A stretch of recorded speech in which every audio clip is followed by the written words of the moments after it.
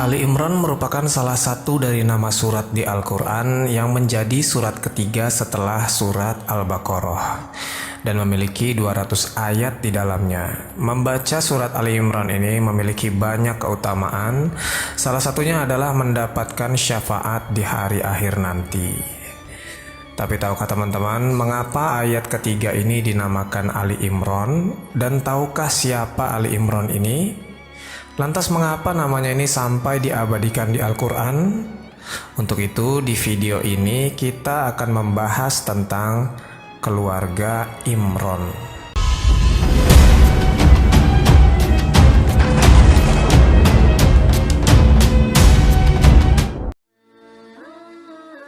Bismillahirrahmanirrahim. Assalamualaikum warahmatullahi wabarakatuh. Sobat Jazirah Ilmu yang dimuliakan Allah, semoga kita selalu dalam keadaan sehat walafiat. Amin ya Rabbal Alamin. Ali Imran ini jika diterjemahkan, Al atau Ali itu artinya keluarga atau pengikut. Singkatan dari Al seperti Al-Sunnah artinya pengikut sunnah. Dan Al juga bermakna keluarga, disingkat menjadi Al. Terus jika keduanya digabungkan memiliki arti Ali Imran atau keluarganya Imran. Maka siapakah Imran ini? Ada dua perbedaan pendapat dari para ulama mengenai siapakah keluarga Imran ini. Pendapat pertama mengatakan keluarga Imran ini adalah keluarganya Nabi Musa alaihissalam karena Musa bin Imran. Imran ini bapaknya dari Nabi Musa alaihissalam. Sementara pendapat yang kedua mengatakan bahwasanya yang dimaksud dengan Ali Imran ini adalah bapaknya Maryam, Isa ibnu Maryam binti Imran, kakeknya Nabi Isa alaihissalam atau bapaknya Maryam. Wallahu alam bisawab. Pendapat yang lebih kuat adalah pendapat yang kedua, bahwasanya yang dimaksud dengan Ali Imran adalah keluarga dari Nabi Isa ibnu Maryam. Karena melihat dari urutannya di Al-Quran, setelah Allah bercerita tentang keluarga Imran, kemudian Allah lanjutkan ceritanya mengenai Maryam dan Isa. Makanya sekarang kita akan bahas Ali Imran ini dengan sudut pandang keluarganya Nabi Isa. Kisah ini terdapat di dalam Al-Quran surat ketiga. Karena beberapa isi dari Al-Quran memang sebagian menceritakan tentang sejarah, dan sejarah yang diceritakan Al-Quran adalah sejarah yang paling akurat. Karena Al-Quran bersumber dari sang pemilik sejarah, Allah Subhanahu wa Ta'ala. Bahkan ada beberapa sejarah yang tidak bisa dituliskan oleh manusia, namun di Al-Quran ini ada. Bayangkan saja, siapa yang sanggup menuliskan sejarah dari penciptaan Nabi Adam kalau bukan Allah saja yang dapat menceritakannya? Teman-temanku seiman, kita mulai saja kisahnya. Imran adalah orang soleh di kalangan Bani Israel ketika itu. Namun Imran ini bukan nabi, melainkan hanya orang yang bertauhid kepada Allah. Imran memiliki seorang istri bernama Hannah. Hannah ini punya bapak bernama Fakuza. Jadi Hannah binti Fakuza sanapnya. Nah, Hannah ini punya saudara perempuan yang menjadi istri dari Nabiullah Zakaria. Nabi Zakaria ini adalah nabi yang ketika itu dikenal sebagai ahli ilmu yang berdomisili di suatu tempat ibadah dan hidupnya difokuskan untuk mengabdi kepada Allah Subhanahu wa Ta'ala. Yang waktu itu ahli ilmu ini tugasnya mengurus tempat-tempat ibadah, sehingga dari garis keturunan ini Hannah ini adalah iparnya dari Nabi Zakaria. Suatu hari ketika Hannah sedang berteduh di bawah sebuah pohon, ia melihat ada induk burung yang sedang memberi makan anaknya. Dari sinilah timbul hasrat dari Hannah ingin punya anak lagi. Lantas Hannah berdoa kepada Allah untuk diberikannya keturunan. Perlu diketahui teman-teman, ketika Hannah minta diberikan keturunan kepada Allah, saat itu ia usianya sudah sangat tua dan sudah tidak mungkin lagi untuk punya anak, dikarenakan sudah dalam masa menopause, sudah tidak haid lagi. Namun setelah Hannah selesai berdoa, saat itu juga Allah langsung mengabulkan doanya tersebut. Hingga pada akhirnya Hannah pun langsung haid. Setelah ia selesai masa haid, kemudian suaminya menggaulinya dan hamillah si Hannah ini. Ketika dalam masa kehamilannya, Hannah berdoa kepada Allah, "Ya Rob, aku bernazar kepadamu, apa yang ada di dalam perutku ini akan menjadi seorang lelaki atau pelayan di Baitul Maqdis." Yang dimaksudkan dengan pelayan adalah seorang pengurus atau alim ulama untuk Baitul Maqdis. Jadi sebelum anaknya dilahirkan, Hannah sudah menyerahkan anak tersebut untuk hanya fokus dan meninggalkan segala sesuatu yang berbau dunia dan senantiasa hanya beribadah kepada Allah saja selama hidupnya. Inilah ungkapan rasa syukur Hannah kepada Allah karena bisa mengandung dan akan segera mempunyai anak. Tatkala suatu hari lahirlah anaknya Hannah ini, namun yang lahir bukanlah anak laki-laki, melainkan seorang anak perempuan, dan Allah takdirkan sebelum anak ini lahir suaminya Hannah yang bernama Imron ini meninggal dunia. Maka ketika bayi itu lahir, ia langsung menjadi yatim. Lalu setelah Hannah mengetahui bayinya ini perempuan, ia berdoa lagi kepada Allah, "Ya Rob, aku melahirkan anak perempuan, dan Engkau lebih tahu bahwasanya anak laki-laki tidak sama dengan anak perempuan." Maksudnya di sini adalah bukan berarti Hannah tidak bersyukur bahwa ia telah mendapatkan anak perempuan. Namun untuk menjadi seorang pengabdi di Baitul Maqdis lebih afdol bila ia seorang laki-laki. Akan berbeda ceritanya bila kedudukannya diisi oleh seorang perempuan. Maka Allah pun menjawab doa Hannah. Anak perempuan ini akan berbeda dengan anak perempuan dimanapun, karena ia spesial, karena hanya Allah yang lebih tahu apa yang kalian tidak ketahui. Lalu Hannah berdoa lagi kepada Allah, "Aku menamakan anak ini dengan nama Maryam, dan aku meminta kepadamu ya Rob, untuk melindungi putriku ini dan anak dari putriku ini dari godaan syaitan yang terkutuk." Sebab doa inilah makanya Maryam ini ketika dilahirkan tidak menangis. Begitu juga dengan anaknya Maryam ini. Mereka berdua akan selalu dilindungi Allah dari godaan syaitan di sepanjang hidupnya. Seperti yang kita ketahui, bahwa bila ada bayi yang lahir, pastilah akan menangis. Dan disebutkan di sini bahwa penyebab bayi menangis ketika lahir adalah gangguan syaitan. Tapi ini tidak terjadi pada Maryam dan anaknya Maryam, yaitu Isa alaihissalam. Keduanya tidak menangis ketika dilahirkan, bahkan anaknya Maryam yaitu Isa alaihissalam selalu diselamatkan dan dilindungi oleh Allah di hidupnya. Ketika lahir tidak diganggu syaitan, ketika akan disalib ia diselamatkan Allah hingga digantikan oleh orang lain. Dan ketika ia diturunkan lagi ke bumi, Isa alaihissalam dibangkitkan dalam keadaan yang sangat baik dengan tujuan yang mulia. Sobat Jazirah Ilmu yang dimuliakan Allah, ketika Maryam lahir disebutkan bahwa ayahnya telah meninggal dunia. Dan ketika itu orang-orang alim di Baitul Maqdis pada berebut untuk merawat Maryam karena mereka ini sangat menghormati Imron. Menurut mereka Imron adalah orang yang paling soleh dan ulama besar di kala itu. Makanya menjadi suatu kehormatan besar bagi mereka jika bisa merawat putri dari Imron ini. Di antara orang yang berebutan untuk merawat Maryam, salah satunya adalah Nabiullah Zakaria. Yang diriwayatkan disebutkan bahwa Nabi Zakaria adalah paman dari Maryam. Nah, karena ketika itu orang-orang pada berebut, maka diadakanlah semacam undian untuk menentukan siapa orang yang akan merawat dan menjaga Maryam. Dan Allah takdirkan nama Zakaria lah yang keluar dari hasil undian tersebut. Akhirnya Nabi Zakaria lah yang bertugas merawat Maryam hingga besar.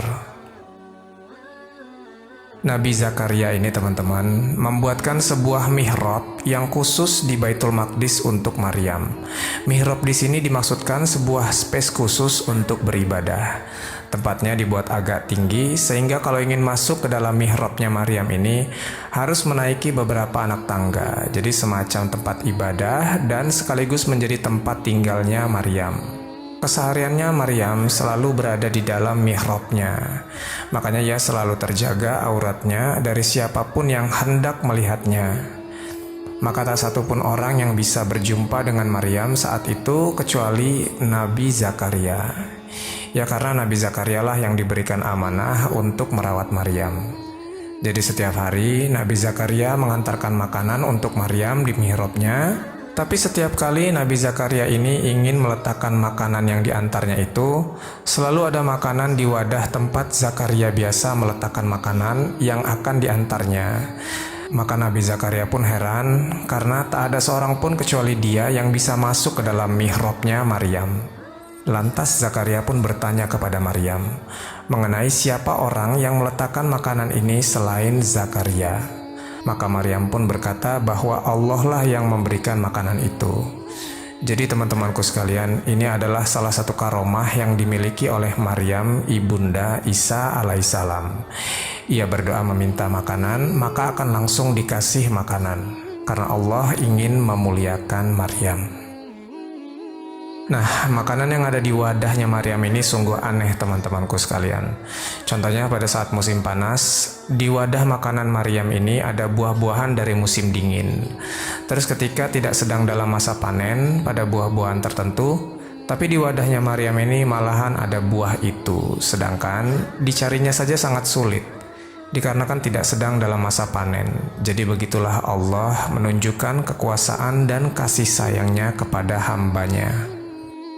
Seiring berjalannya waktu, Maryam tumbuh menjadi dewasa. Seumur hidupnya ia habiskan untuk beribadah kepada Allah dan tidak menikah. Seluruh masyarakat di Baitul Maqdis tahu bahwa Maryam adalah wanita yang sangat soleh dan senantiasa menjaga kemaluannya. Hingga pada suatu hari, ketika Maryam sedang keluar dari kota Baitul Maqdis, hendak melakukan suatu ibadah, Allah mengirim malaikat Jibril dengan menjelma dalam bentuk laki-laki yang sangat tampan dengan maksud untuk menggoda Maryam di suatu tempat yang sangat sepi, yang bahkan bila Maryam melakukan perzinahan dengan laki-laki ini, maka tak ada seorang pun yang melihatnya. Namun karena kesolehan dan sifat takutnya kepada Allah, Maryam berkata kepada laki-laki ini, "Aku berlindung kepada Allah dari gangguanmu. Hendaknya kau bertakwa dan takutlah kepada Allah Subhanahu wa Ta'ala." Namun sesungguhnya laki-laki tampan itu adalah Jibril yang diutus oleh Allah. Malaikat Jibril pun berkata kepada Maryam, "Sesungguhnya aku adalah utusan Allah yang akan menghabarkan bahwasanya kamu sebentar lagi akan memiliki anak." Jika dipikir secara logika, bagaimana bisa ada seorang wanita yang tidak menikah dan senantiasa menjaga kesuciannya bisa punya anak? Namun apa saja bisa atas izin Allah Subhanahu wa Ta'ala. Maka akhirnya Maryam pun hamil. Tentunya ini adalah ujian yang sangat berat untuk wanita solehah yang selalu menjaga pandangan dan kesuciannya terhadap laki-laki. Bayangkan saja teman-teman, Maryam ini wanita solehah, anak dari imam besarnya Baitul Maqdis. Lama tak ada kabar, tiba-tiba muncul terus dalam keadaan hamil. Dan ia bingung bagaimana ia menjelaskan kepada orang-orang Baitul Maqdis nantinya. Karena kondisi kehamilannya ini, Maryam pun pergi menjauh dari orang-orang karena masih tak tahu harus berkata apa tentang kejadian ini. Akan banyak orang yang tidak percaya apa yang ia ceritakan mengenai kejadian sebenarnya tentang peristiwa kehamilannya. Seiring berjalannya waktu, ketika Maryam sudah hampir tiba di masa-masa melahirkan, ia merasa kelaparan dan kehausan ketika itu, dan Allah menyuruh Maryam untuk menggoyangkan sedikit batang pohon kurma yang ada di dekatnya. Diguncangkanlah pohon kurma tersebut, maka kurma-kurma yang ada di pohon mulai berjatuhan dalam jumlah banyak. Jika dilogikakan, pohon kurma ini kan besar dan punya batang yang tinggi. Orang biasa pun tidak akan sanggup untuk mengguncangkannya hingga kurma di pohon itu bisa jatuh. Apalagi seorang perempuan yang sedang hamil, tentunya berbeda tenaganya dengan orang biasa yang tidak sedang hamil. Dan maka kalau mau kurma ya harus naik ke atas pohon kurma. Tapi sekali lagi Allah ingin muliakan hambanya untuk menjaga Maryam dan anak di dalam kandungannya. Maka pada suatu hari lahirlah anak yang dikandung Maryam, berjenis kelamin laki-laki tanpa menangis karena doa dari Hannah ibunya Maryam tadi.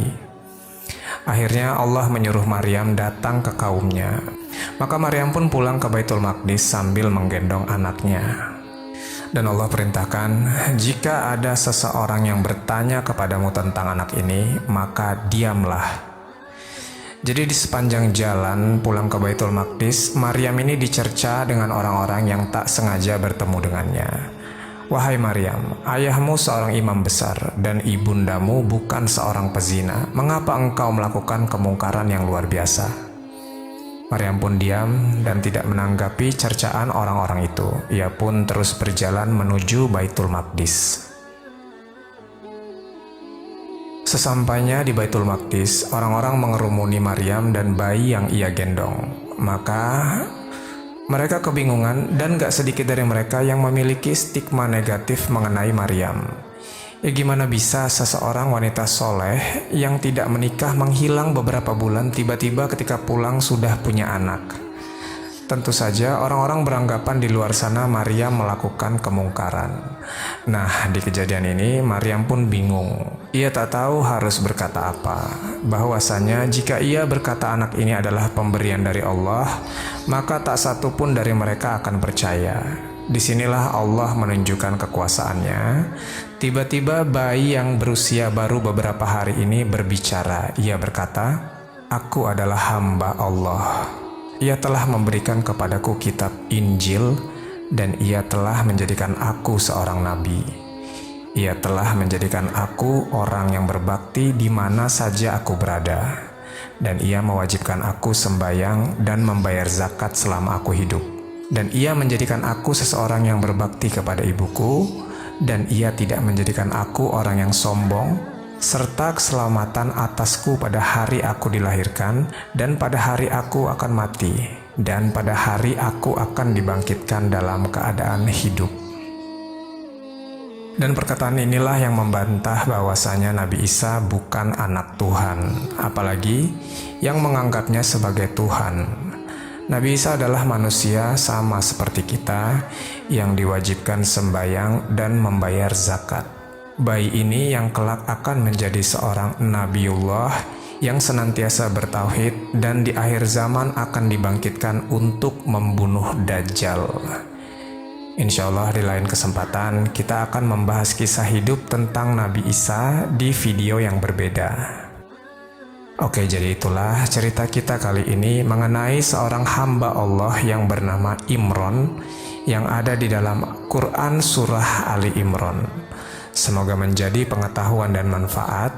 Sampai ketemu di kisah-kisah seru penuh makna selanjutnya. Lebih dan kurangnya mohon dimaafkan. Yang benar datangnya dari Allah Subhanahu wa Ta'ala. Hilaf atau keliru itu datangnya dari saya pribadi sebagai manusia biasa. Saya akhiri. Wassalamualaikum warahmatullahi wabarakatuh.